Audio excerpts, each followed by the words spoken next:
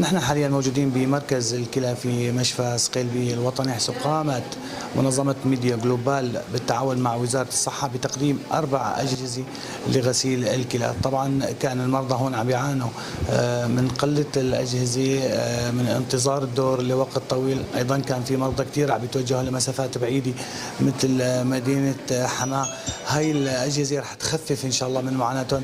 بنطالب من وزارة الصحة والمنظمات الصحية بالاهتمام أكثر في شؤون المرضى، بدعم المرضى، بتزويد المشفى الوطني بصقلبية بأجهزة أكثر.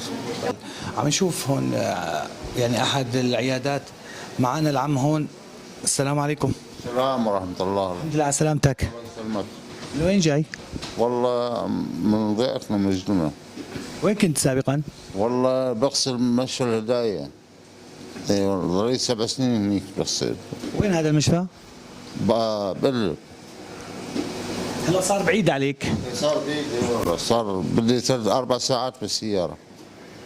ايوه بغسل بمشفى صقلبية والحمد لله حالي جيدة وشغل كويس. مرضين زينين والحمد لله، وجنا 4 أجهزة ونشكر المنظمة اللي دزتنا اياها الصحة، نشكرها كثير. بحاجة النوب إلى أجهزة ثانية لأنه جاي ألغاب بده يجي من الهداية يجي لهون.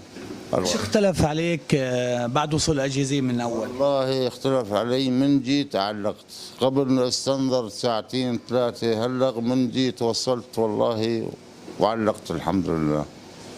نشكر المنظمة الصحة اللي دزتنا 4 أجهزة، ونتمنى انه يدزوا لنا 4 نوب.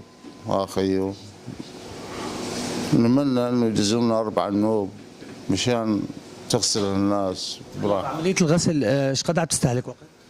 والله 3 ساعات ونص 4 3 ونص 4. كلش قد عم تغسل؟ والله بالاسبوع مرتين. ايوه الحمد لله.